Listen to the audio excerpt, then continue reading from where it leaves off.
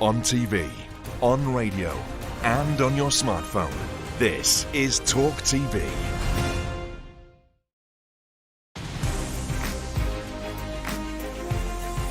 Live from New York, this is Piers Morgan, Uncensored. Well, good evening from New York City and welcome to Piers Morgan Uncensored from the Big Apple. Now, lying politicians are nothing new. Boris Johnson famously fibbed with impunity.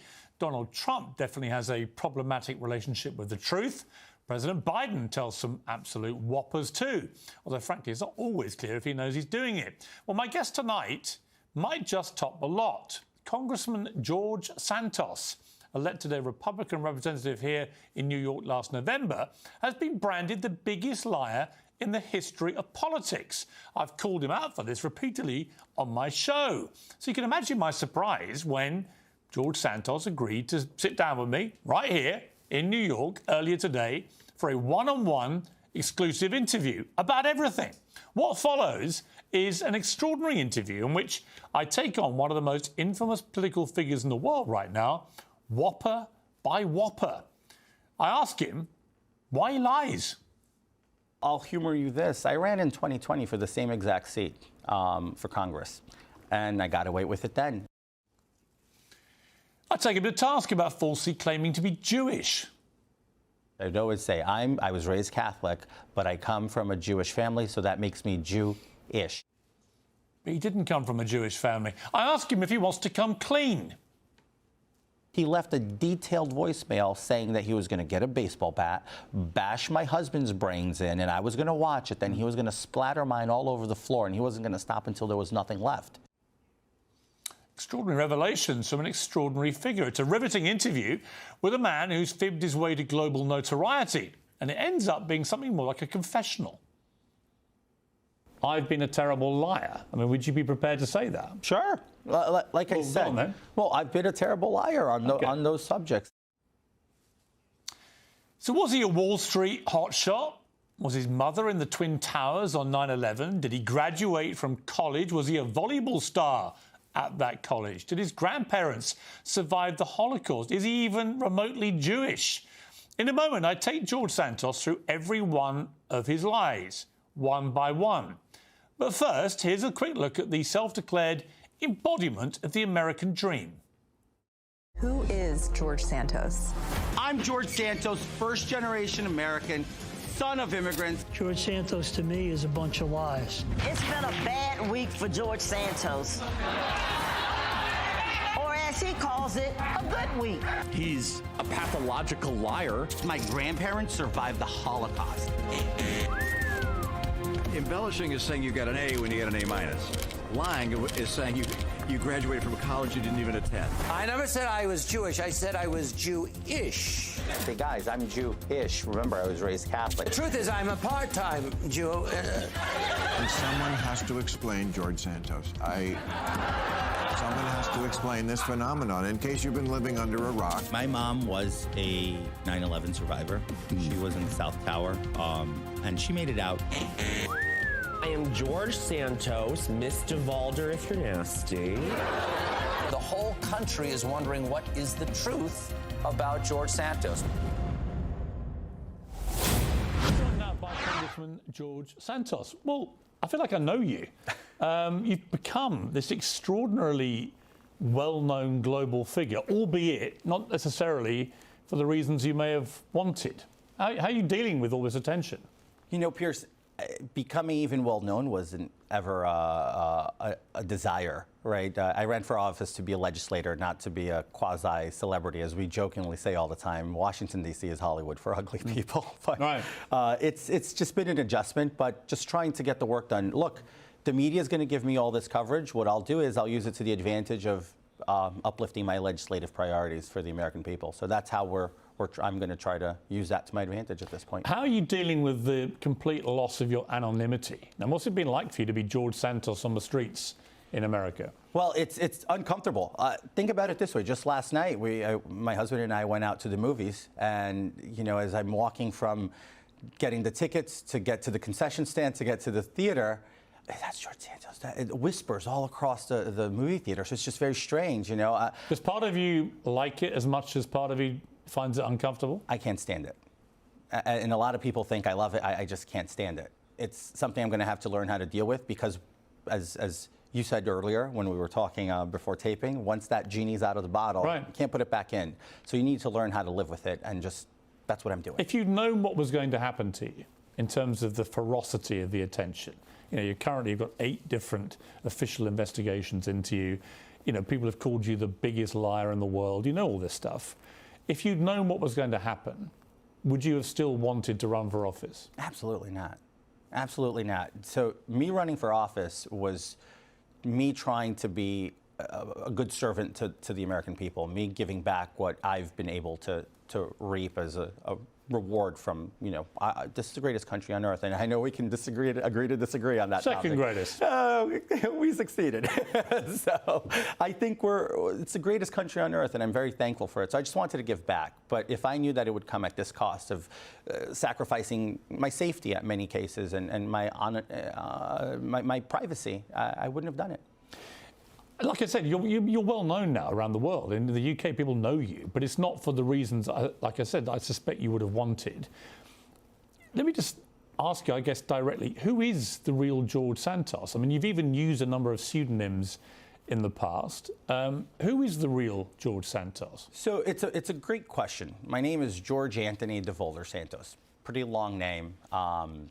And I've gone by Anthony my entire life almost because my mother called me Anthony. It was her chosen name, dispute of parents of what to name the child. So I ended up with 2 first names, 2 last names.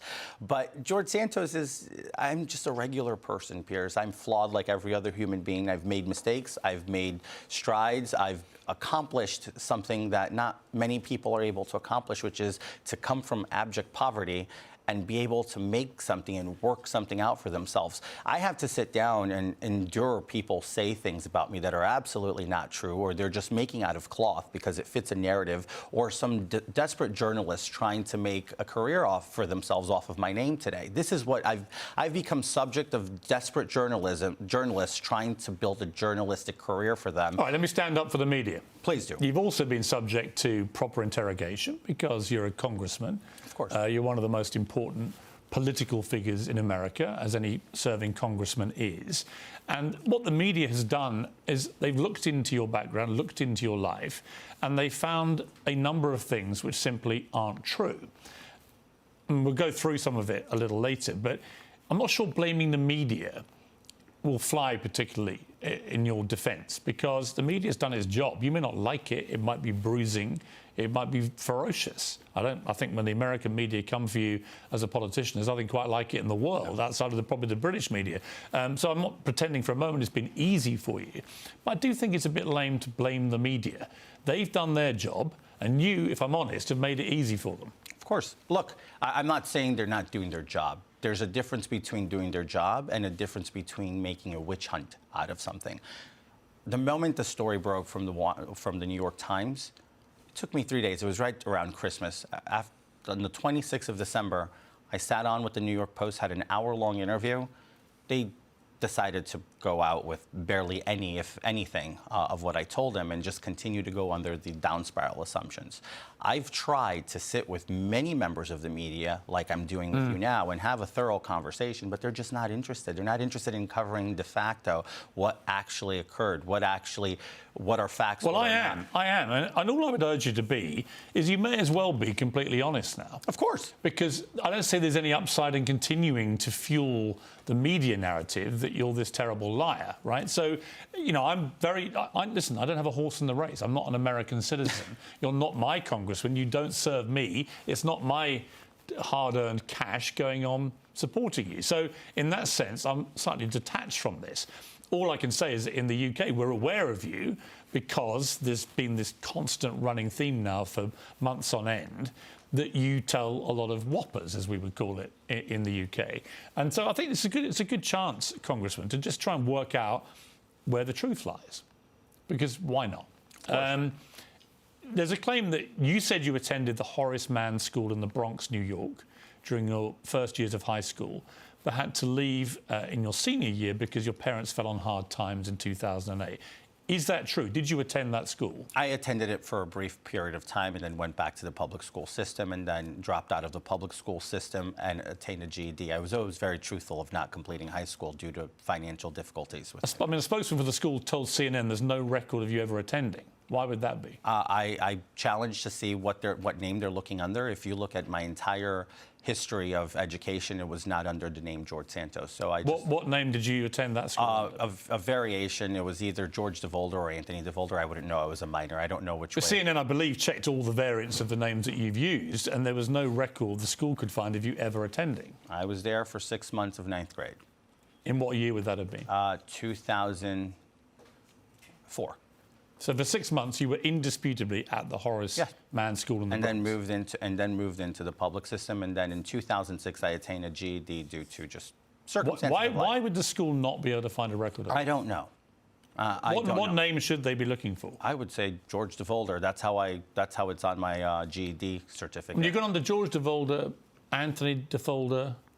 Well, officially, the only two names I've ever used on documentation has been George DeVolder or George Santos. So there should be a record of one of those at that school. Of course. The second claim was that on the campaign website that you graduated with a degree in economics and finance from Baruch College in 2000. I'll save you I did not attain a college education. That regrettably so is one of my biggest regrets in life. So that was a lie. Absolutely. And I admitted to it, and I've made peace with the fact that I made a bad choice in making that decision. It wasn't easy. What's the simple explanation for why would you lie about something like that? Expectation on society, the pressure, couldn't afford it, decided I wanted to run for office, although I had built a very credible business career. And I just didn't have that part of my biography that I could not give anything. Did you not think that you'd be caught? You know, I just went with it. I didn't think, I mean, if you're going to make up a lie, are you thinking at all? I just think it was a stupid decision in my part. Very stupid decision that I regret every day. I mean, especially because I'm sorry to cut you off, but especially because I can prove the chops and the backing without the education. But this stems more deeper into the political apparatus and the political culture of New York State. And that would take a lot more time than this program to go over to explain. No, I can imagine. Listen, I understand the desire to want to be more impressive with your record than you are.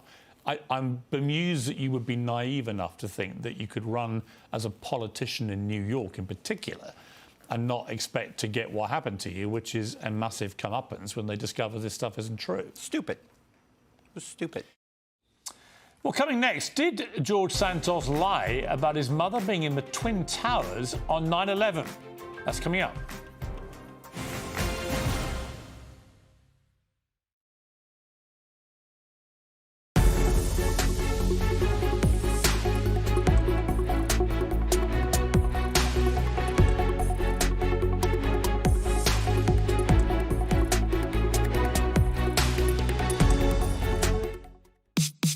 Guess who's back in town? Live from New York City, Piers Morgan interviews one of the most controversial and influential voices in American politics, Ben Shapiro. How dare you accuse me of standing on the graves of the children that died there? How dare you? I've seen you do it repeatedly, Piers. The lawyer who took down a prince, David Boies. Jordan Peterson's superstar daughter, Michaela. Expect exclusives, expect fireworks, and expect the unexpected. All new Piers Morgan Uncensored, live from New York City.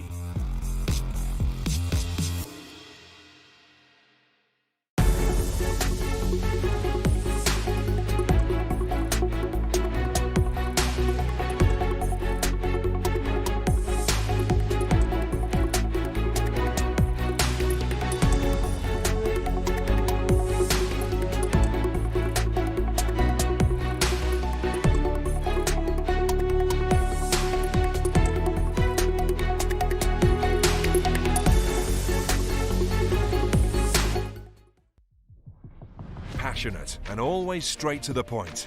World-class broadcaster Vanessa Feltz is on TalkTV every night of the week. From politics to pop culture, there's no subject she shies away from. And remember, if you're thinking about it, we're talking about it. Join Vanessa Feltz on TalkTV every day from 4 p.m.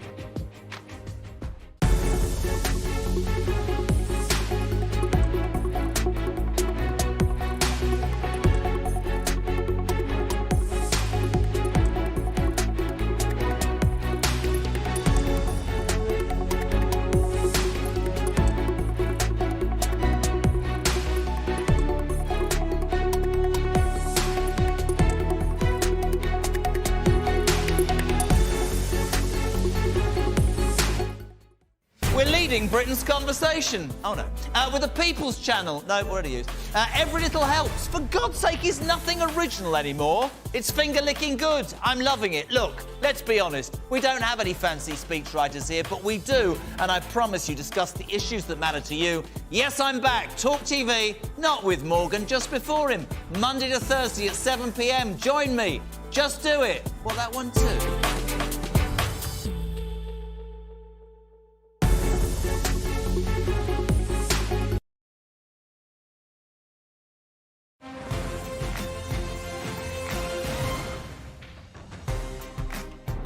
That was the Empire State Building here in New York. You're watching me live.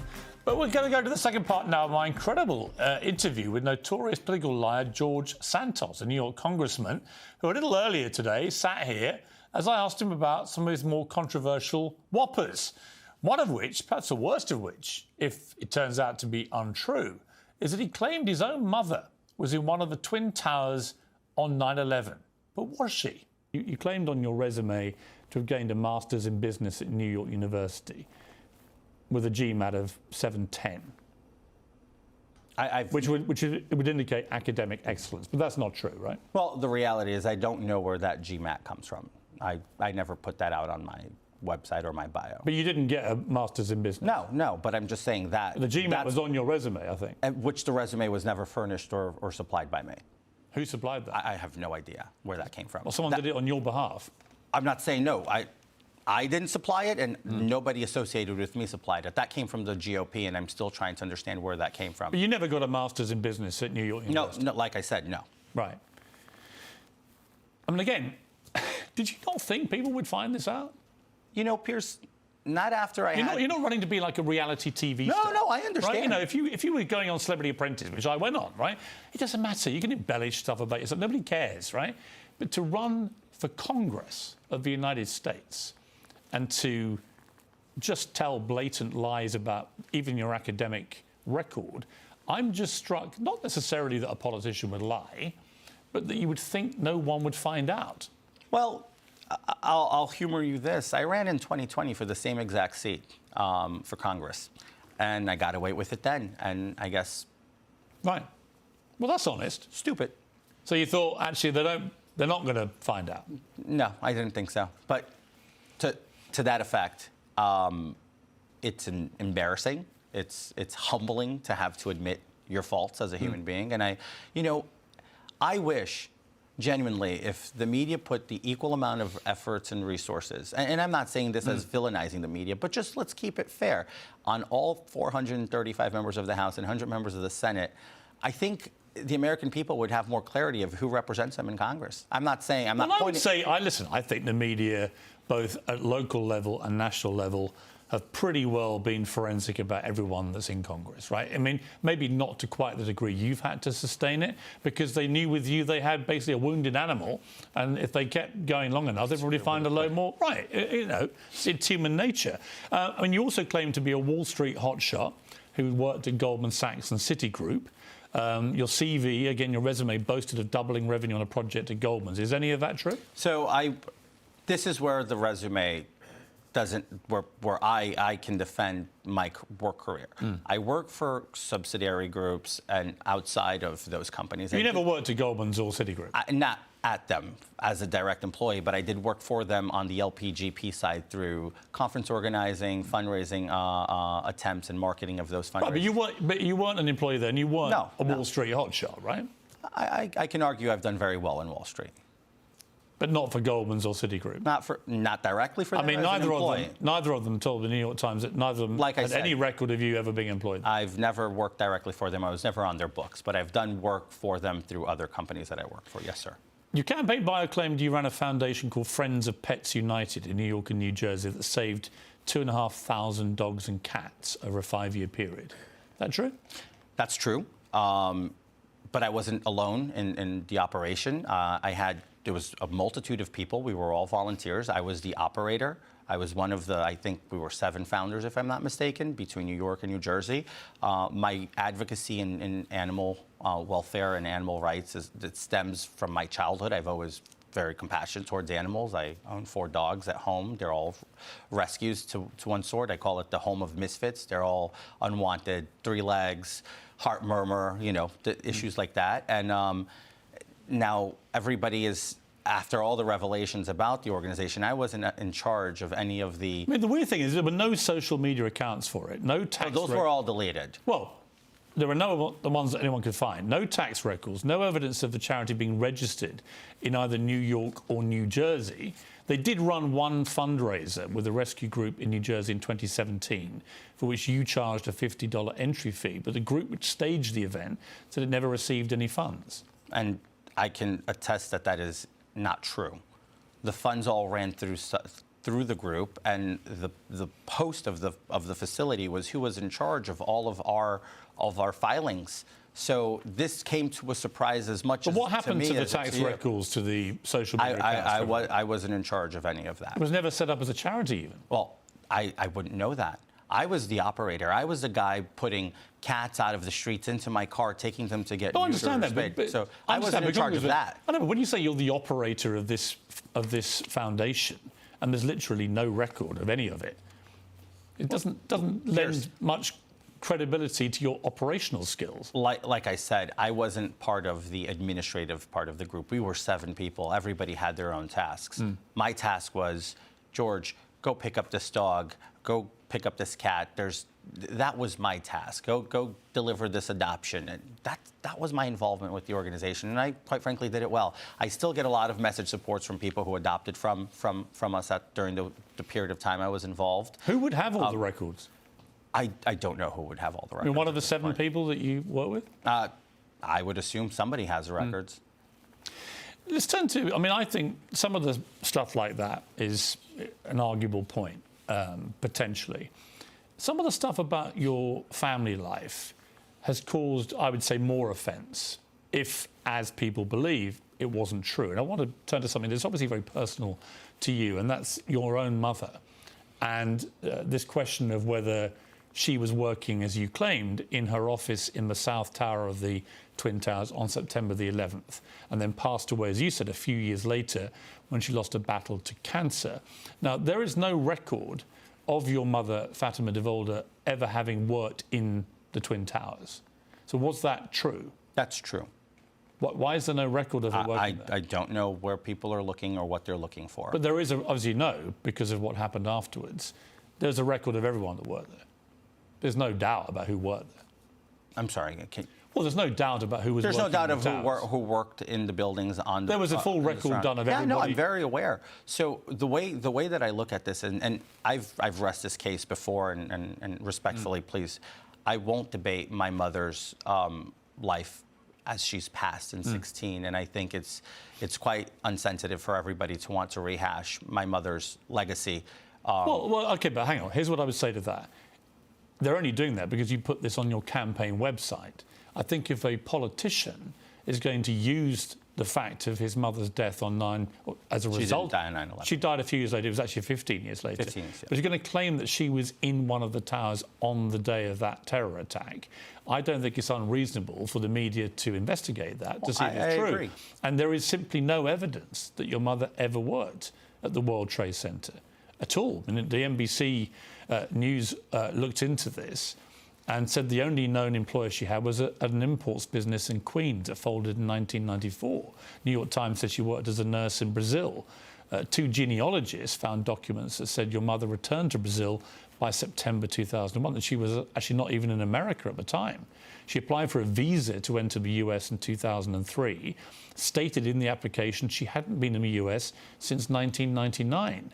So all this points to her not being anywhere near the Twin Towers on September 11th. And I do think it matters because it's such an emotive part of modern American history. So I simply ask you, did your mother work there, or did you just get that wrong? No, my mother was... I was 13 years old in September 11, 2001. I was in the United States, so my mother was here because she had full custody of both her children. So it's... So did she lie on her visa application? I don't know. I was a child when these things were being done, so I have no clue. And I have no recollection of my mother having obtained a visa if she had a green card and then applied for citizenship later in life. So that's alien to me. Now, you're asking also things that I wouldn't know. I didn't know my mother had a business in 1994. So I'm just letting... But specifically on the point of why nobody can find any evidence that your mother worked at the World Trade Center at all, ever. Could you just got this wrong? I mean, are you telling me that I got wrong what my mother told me? I don't know. Is it possible she misled you? I don't believe so. She wasn't one to mislead me. But there's no record that she was there that day at all. And there's a record of every single person that was in both those towers. I stay convinced that that's the truth. Well, coming next tonight, George Santos doubles down on incendiary claims about whether his grandparents survived the Holocaust.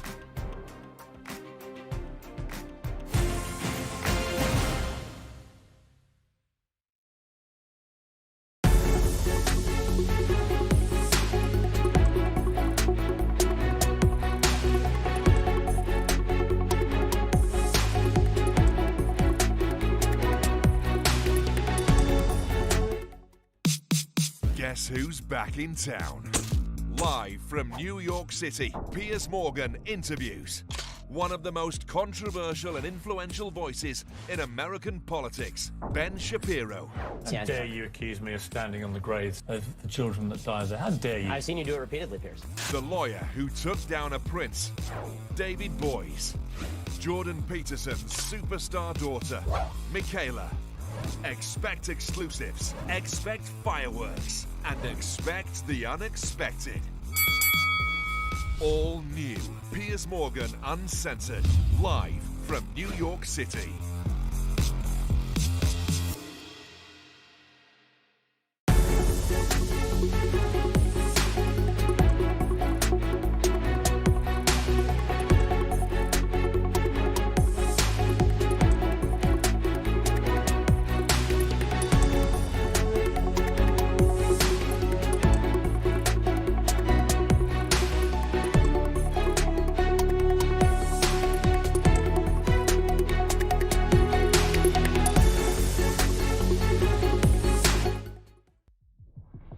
Passionate and always straight to the point. World-class broadcaster Vanessa Feltz is on TalkTV every night of the week. From politics to pop culture, there's no subject she shies away from. And remember, if you're thinking about it, we're talking about it. Join Vanessa Feltz on TalkTV every day from 4 p.m.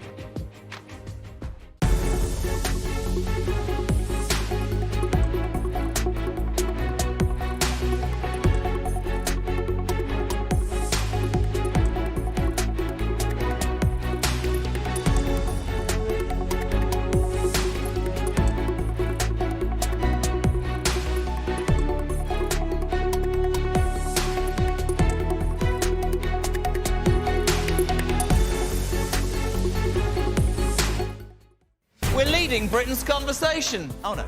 With the People's Channel. No, what do you use? Every little helps. For God's sake, is nothing original anymore. It's finger-licking good. I'm loving it. Look, let's be honest. We don't have any fancy speechwriters here, but we do, and I promise you, discuss the issues that matter to you. Yes, I'm back. Talk TV, not with Morgan, just before him. Monday to Thursday at 7 p.m. Join me. Just do it. Well, that one too.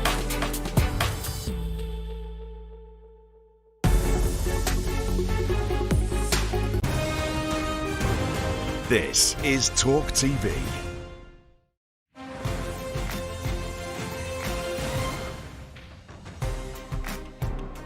Live pictures of 6th Avenue there in the middle of Manhattan on President's Day here in the United States. This is Piers Morgan Uncensored, live from New York City.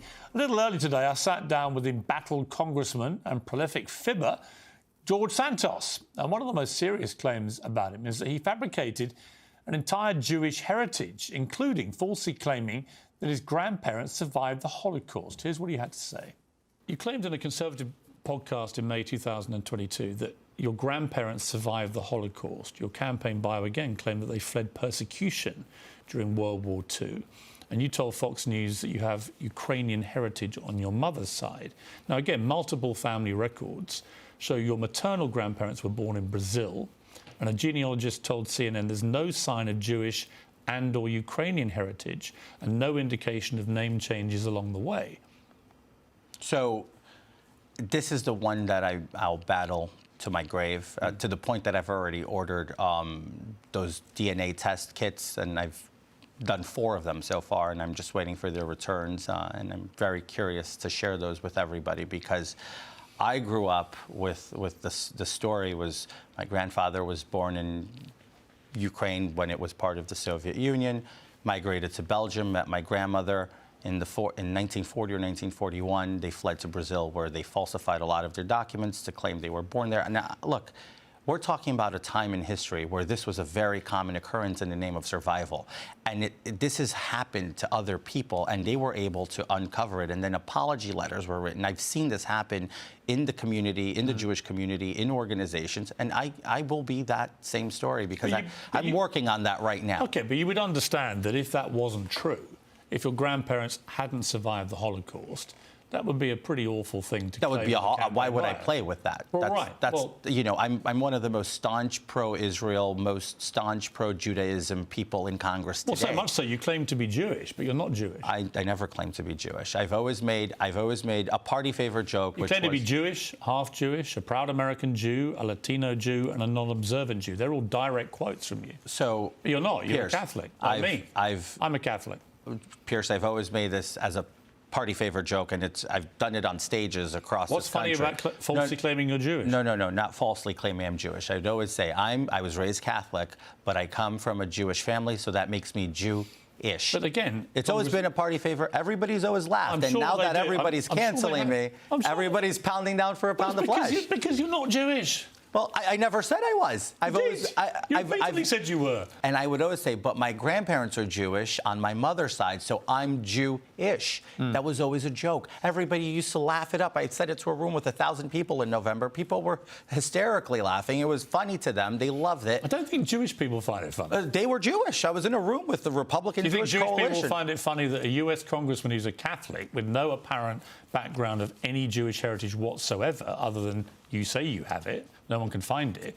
I think a lot of Jewish people would find that offensive. I beg differ. When we were at the RJC in November. The problem you have, Congressman, it seems to me, is that you admit to certain big lies and then you deny other big lies. And the problem people have is they don't know when you're lying and when you're telling them the truth. I'm not even sure now, because how can I be? Like I said. Because you've claimed on campaign bios you went to this school and this volleyball team and achieved this degree and big Wall Street, big hitter, and all these things turn out not to be true. So when you now look me in the eye and say, well, actually, no, this is true, I don't know what to believe. No, I understand. And look, that's a position I've put myself in, right? My credibility is what I'm going to have a hard time and a long road to recover. And I stand clear and I stand certain that I'll be able to do that. OK, let me ask you this. In an interview with New York Public Radio following your election, you said you lost 4 employees in the Pulse nightclub mass shooting in 2016. I reported on that. It was horrendous.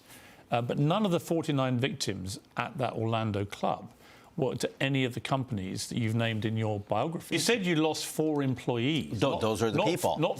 Not 4 people who worked for you, 4 employees. Bad choice of words, and I'm not the only one guilty of that, but that's essentially the raw story of what happened. But no one could find any connection between any of the 49 victims and any of your companies. So where is the evidence for that? I would venture calling the company and asking them on the record. The media have done that. No, they haven't. They haven't been able to attain any contact with the company. Well, nobody can find any evidence that it's true.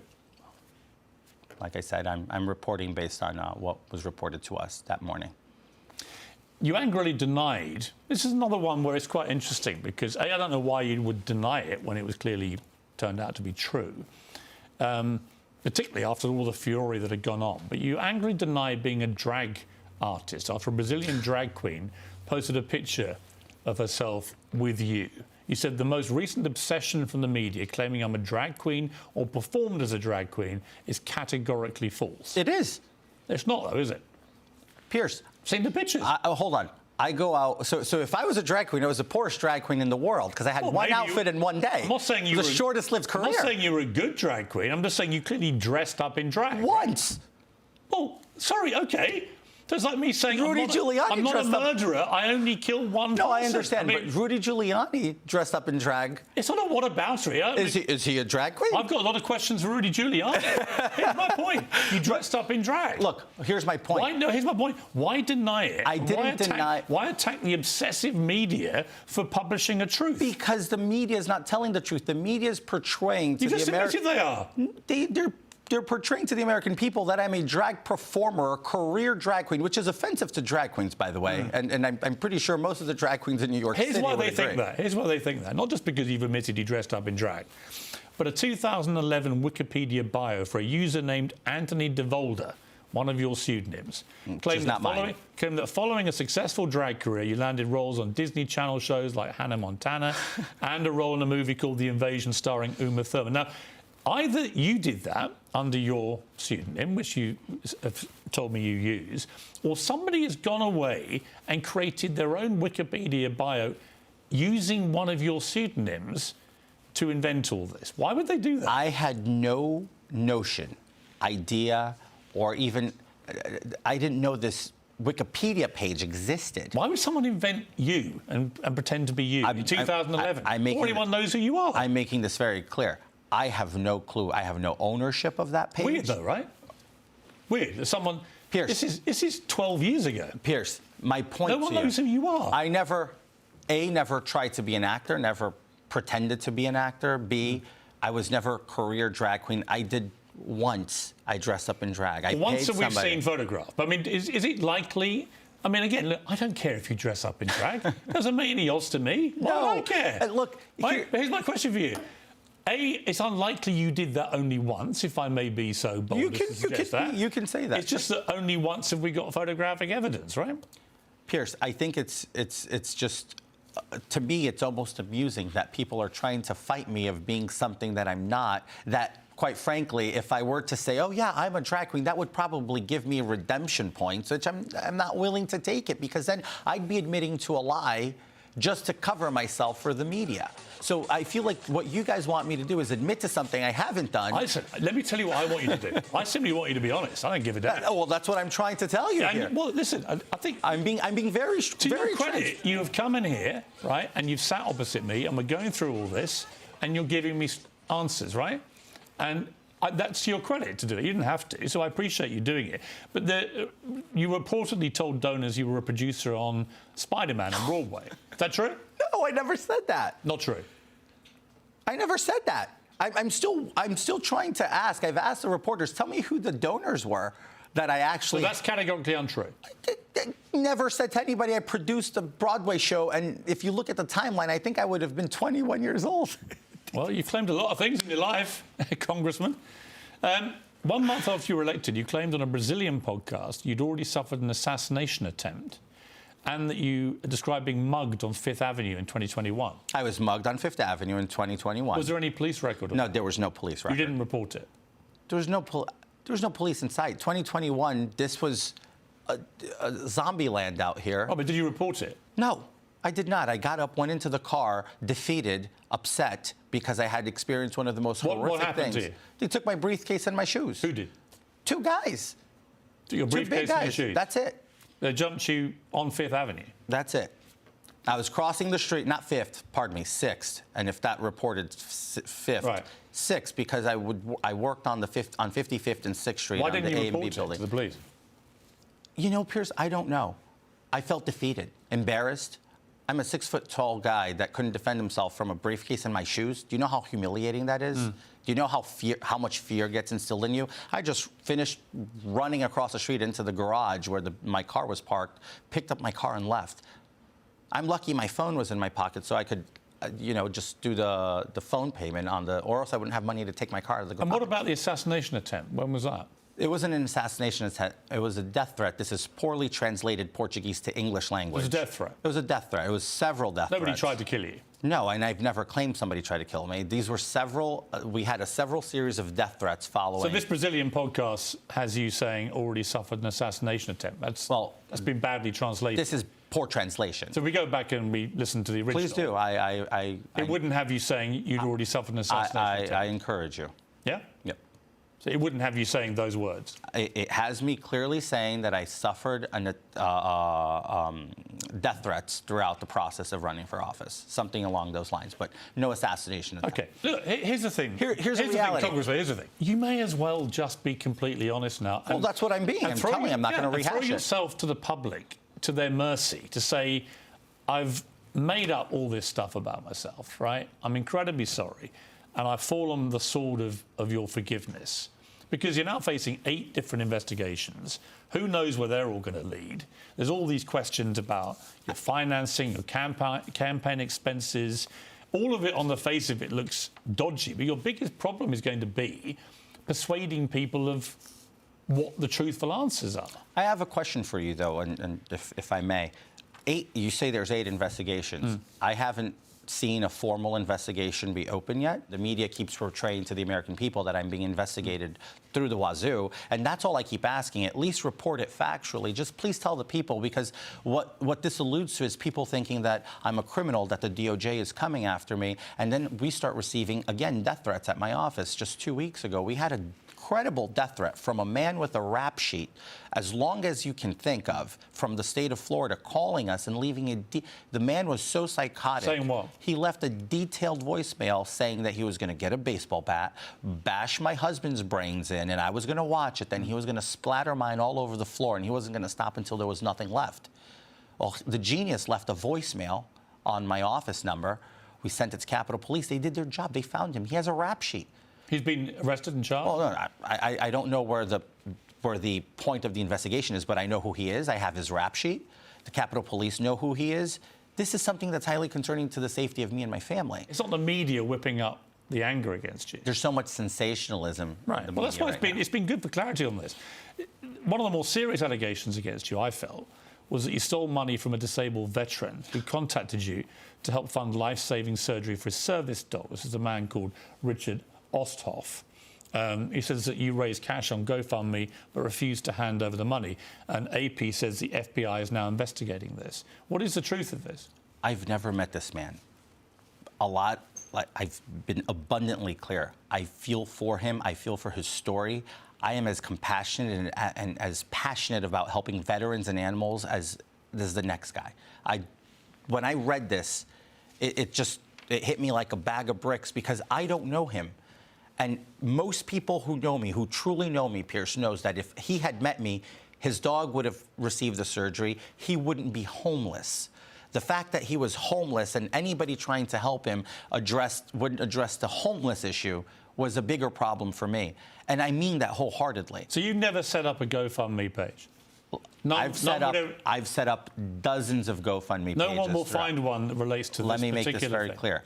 I've set up numerous GoFundMe pages throughout the years for animals in needs. Many of them who were not managed by me, they were managed by other people, but because I was the main account holder on the Facebook page, it would all go through mine. So you're not denying there could be a GoFundMe page? I'm not denying there could be a GoFundMe page, but I'm denying... And what happened to that money if there is? Like I said, I'm not denying if there's a GoFundMe page, and if they're going to present me with one, I'm not going to deny that. But I've never met him.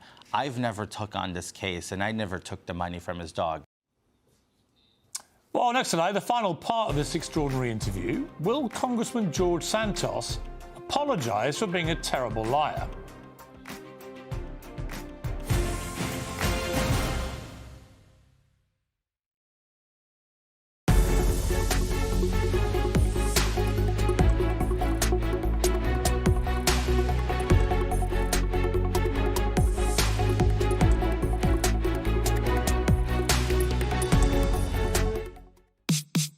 Guess who's back in town?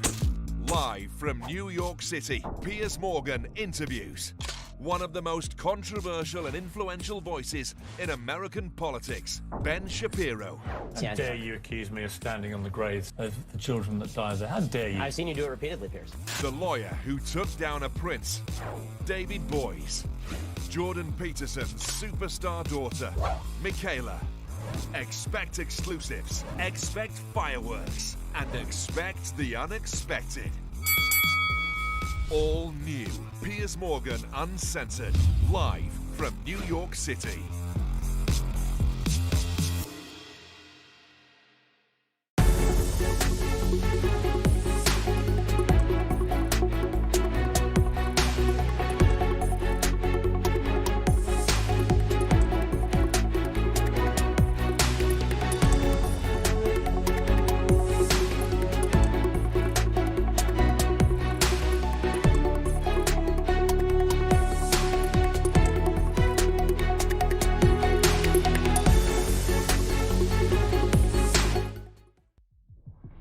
Passionate and always straight to the point. World-class broadcaster Vanessa Feltz is on TalkTV every night of the week. From politics to pop culture, there's no subject she shies away from. And remember, if you're thinking about it, we're talking about it. Join Vanessa Feltz on TalkTV every day from 4 p.m.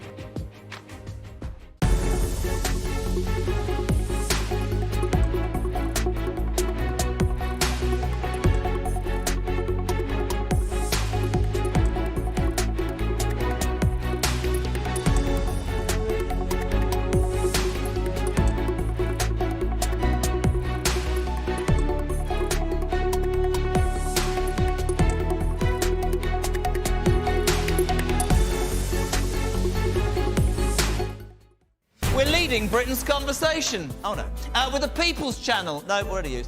Every little helps. For God's sake, is nothing original anymore. It's finger-licking good. I'm loving it. Look, let's be honest. We don't have any fancy speechwriters here, but we do, and I promise you, discuss the issues that matter to you. Yes, I'm back. Talk TV, not with Morgan, just before him. Monday to Thursday at 7 p.m. Join me. Just do it. Well, that one too.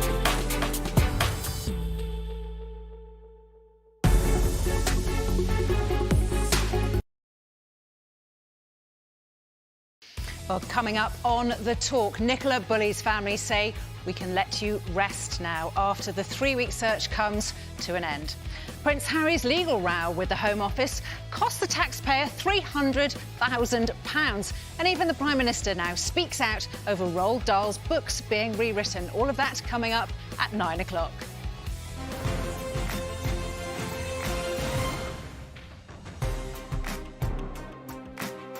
Get live pictures there of the Statue of Liberty here in New York City. A great symbol, of course, of freedom and democracy.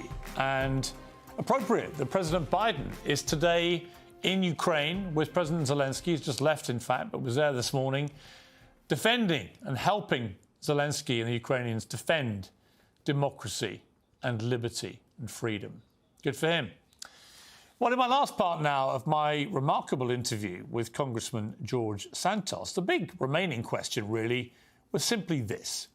Could I get him to apologise for being a terrible liar? Let me ask you just about your private life to a degree, which has been put through the mincer, as you know. It seems from everything that's appeared in the media, it's your chance to clarify this, you're married. Yes. Although there's no record of that marriage having happened. I'll actually show you the wedding certificate once we're done rolling. So where were you married? I was married on November 30th, 2021. Where? In Nassau County. So it's all registered there? Yeah. Because no one's found any record? Yeah, it's there. It's there. OK. And you were previously married to a woman? I was married to a woman, yes. For how long? It was on and off, a couple of years. It was personal, private, messy part of my life, and something that I refuse, and I will not, and respectfully, and I hope you don't take this personal, but I will not indulge anybody to get into my personal life because it's irrelevant to what my job as a legislator is. My personal sex life is not something that I'm going to use for entertainment and tabloid show. Here's what I would say to you. Listen, I agree with you, but I would say that someone who has made a big play, I think, of being the first openly gay Republican who was non-incumbent to be voted into Congress, you've made no secret of your pride of being that. That's about your sexuality. So I think it's reasonable for the media to just try and establish what your life has been like. I never campaigned on that, ever, on being gay. You've talked proudly about it. Well, when asked, but that was the media's obsession with this campaign was, oh, it's the first time two gay men ever go head-to-head for U.S. Congress. But I never campaigned. It wasn't a campaign issue. It wasn't even a footnote on my website. I would simply ask you, do you feel you've always been a gay man? No. My life wasn't straightforward. I was very much in love with someone, and we got married, and it just didn't work out. Did she know that you might be gay? I don't think so, no. And it got messy. Piers, like I said, I'm not going to rehash my sex life on television. What reaction have you had to being a gay Republican congressman? The Republicans have never discriminated against me. Matter of fact, it's the Democrats who often come after me for being a gay Republican, and they use that to criticize me. It seems to me, you've been very honest there about your private life. And I don't want to rake over it all. I'm not going to do any further. But you have been, it seems to me, very honest. And I would applaud you for that. But it begs the question, why not be as honest about everything else in your life? You've got a lot of people calling you the world's worst liar in political history. That's fine. Wanting to trash you. I beg differ because Joe Biden's in the White House, but that's just me. Well, I've seen you tweet that. That's just me. Mitt Romney, one of the senior Republican senators, came up to you at the State of the Union and said you shouldn't be glad-handing people down the front. You should be out the back, hiding in shame. And he also said that you should stand down. Wouldn't be the first time somebody told me to shut up and go to the back of the room, Pearson. It's not going to be the last. Is it right, though, Congressman, that you should be able to have told so many lies and remain in Congress? Or do you think the American public are entitled to somebody who is more truthful, sitting in one of the great seats of power in the country? I think that the Americans who voted for me will get to judge me in 2 years. And they make that ultimate decision. Not the talking heads, not politicians, not party leaders. Do you think you want to run again? I don't know. And this has, let me make this very clear. If you talk to people who knew me before any of this ever happened, they always ask, so what's next? I said, I don't know if I'm going to run for re-election. That's always been a thought. I believe in term limits. That's number one. Number two, I came to this job, I wanted to see if I could accomplish the bare minimum for the American people, which was my thought. You come into this job very naive, thinking that you're going to conquer the world and you're going to do everything good for the American people. And when you hit Washington, D.C., you learn that it's just not so straightforward. And that's what I want. I want to be able to overcome the political red tape of Washington, D.C. Right, but what do you say to people watching this? You go, all right, of course you do, that's fine. But what about all the lies you've told? Would you stare down the camera and just apologise? I've looked inside the camera and I've said sorry. And I have no problem saying sorry and asking for forgiveness of the American people watching at home and everyone abroad. Because I think that if you can ask for forgiveness and have the humility to accept and admit your errors, I think that's the first step. Now, it's amazing how I don't get that same courtesy like everyone else does. And you've been through this, Piers. It seems like there's people who are granted that opportunity to apologize and redeem themselves, and there's people who are thrown into the fire pit, and the media and everyone else around them are hell-bound on making sure that that person's life is hell. I'm in the latter part. I don't get the opportunity to ask for forgiveness and gain forgiveness from people or sympathy. You supported Donald Trump over what many call the big lie about his stolen election. I don't think he had the election stolen from him, but have you heard from Donald Trump? No, I have not. Not at all? No. Have you heard from other senior Republicans supporting you? I have many Republicans who have been supportive. I have a great support system within the party of people who are, walking me through this very difficult time in my life, and they've been, Mitch McConnell? I've never met Mitch McConnell. I saw him at the State of the Union. It was Kevin the first McCarthy? time. Kevin McCarthy's been a great leader for the Republican conference, and Does he think you should carry on? I haven't had that discussion with him. Really? No. Can you go around as George Santos now and persuade other politicians to help you with stuff? Or are they all like, you know what, just get cleared or we're not interested? So I have 2 bills that we're working on right now and that we're getting folks to subscribe to, and we're working on good bills for the American people. And I'm not having a hard time. I mean, I'm not going to say it's easy, but it's not abnormal from the difficulties that every other politician has trying to get people to subscribe to their ideas. And I'm navigating the process well. The one difference between me and the ordinary person is I come from struggle. I come from abject poverty, as I've always said. So my life has been... Do you, though? I do. How can I be sure? Well, I think that the proof is in the pudding. Both my parents were immigrants. I don't know what the pudding is. I'll tell you what the pudding is. Both my parents were immigrants. I was born in a public city hospital in 1988 in Jackson Heights, Queens, in a basement apartment where I beg differ that I think the rats were bigger than me when I was born. So, true stories. I've submitted enough evidence on that. I say this every day. What guarantee can you give the American people you're not going to carry on lying? I've made that abundantly clear that I want to be the most transparent member of Congress and deliver the most transparent everything that goes on. The lying stops now. It stopped a long time ago. Well, Congressman, I'll say this about you. You came in to Piers Morgan Uncensored and you faced the music, and I appreciate that. I appreciate you. And I'll be interested to see what the public make, because in the end, it's not down to me what I think of you or anyone else in the media. It's down to the American people, whether if you decide to run again, whether they're prepared to actually vote for you again. Yep. I think, like I've always said, this is going to be decided by the people who hired me, no one else. So that's when I'm going to face the music. Thanks for coming in. Thank you, sir. I appreciate you. Extraordinary interview there with a politician. Who knows how much of that was true or otherwise, but at least he had his say. Tomorrow night, David Boies, who was the lawyer for Virginia Giuffre, the woman that Prince Andrew paid all those millions to, breaks his silence. 1 year after that settlement, it's an extraordinary interview. Tune in tomorrow night.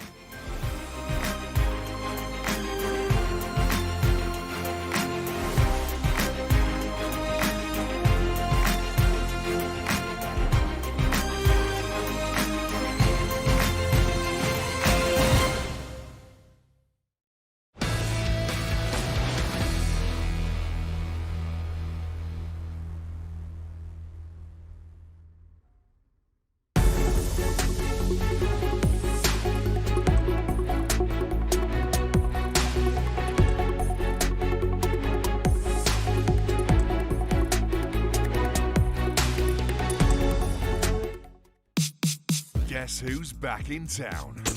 Live from New York City, Piers Morgan interviews one of the most controversial and influential voices in American politics, Ben Shapiro.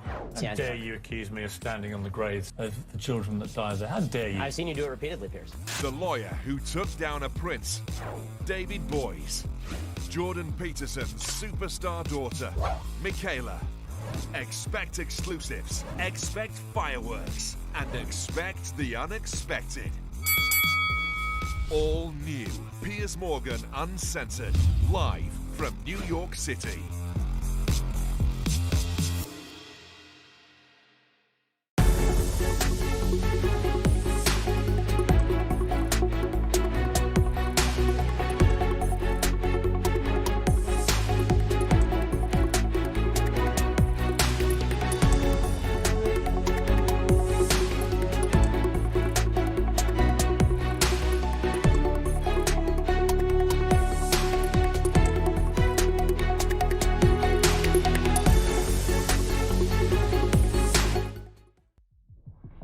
Passionate and always straight to the point. World-class broadcaster Vanessa Feltz is on TalkTV.